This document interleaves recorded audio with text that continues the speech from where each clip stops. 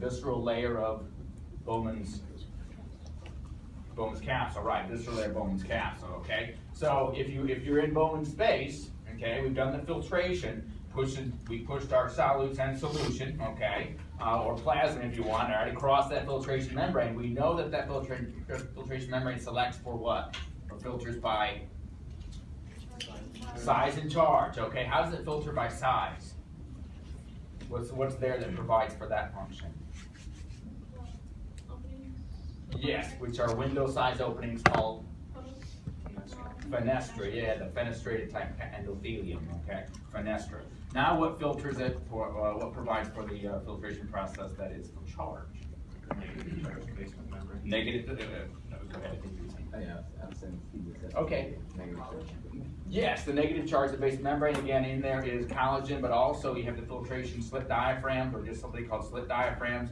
Those are molecules known as, anybody remember?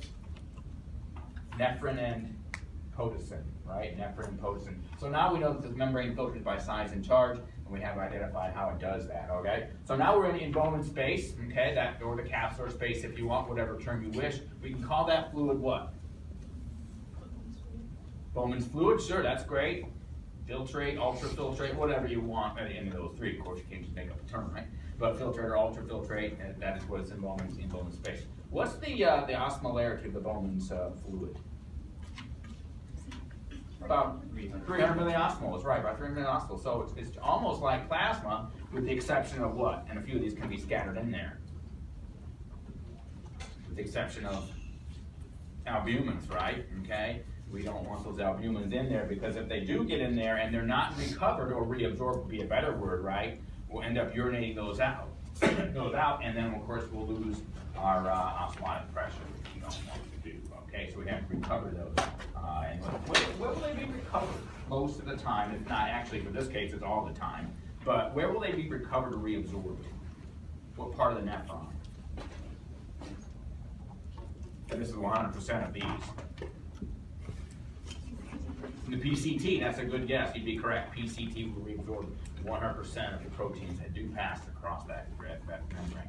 Okay. So now we're in that capsular space or Bowman space, and we're into the osmos, and now we're going to leave that space and we're going to go into the tubule. We go into the PCT, right? Proximal convoluted tubule, and again, from a histological standpoint, it's proximal to our corpuscle, but also though you have simple cuboidal, right? Simple cuboidal epithelium. And again, when you looked at for that type of tissue in AEMP1, that's the slide you got out, was the renal.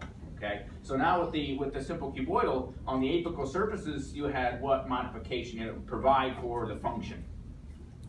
Microvilli, extensive amounts of microvilli. But what you find on these simple cuboidal cells, increasing the surface area for absorption, or what we'll call now reabsorption, not absorption, because that's going to apply for the GI tract, but reabsorption, all right?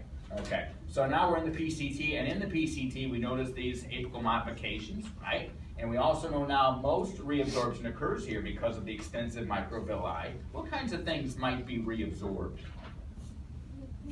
Any ideas? What kinds of things would be reabsorbed?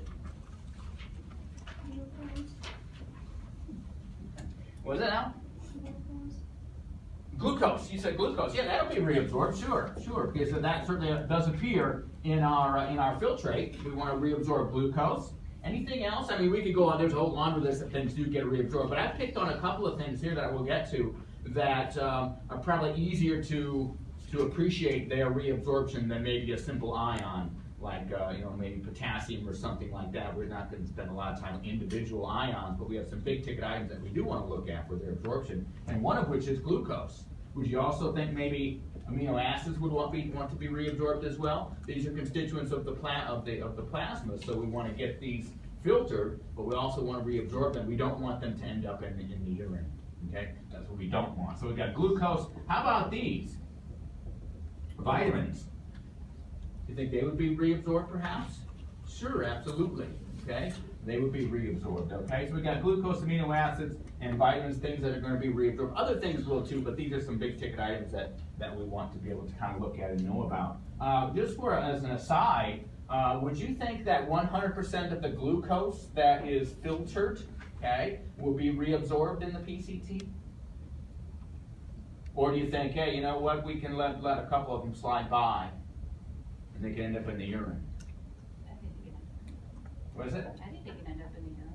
They could. Let's talk normal functioning though. Oh, okay. I was thinking diabetes. Yeah, hold on to that. So would you think that normally though we want to reabsorb 100%?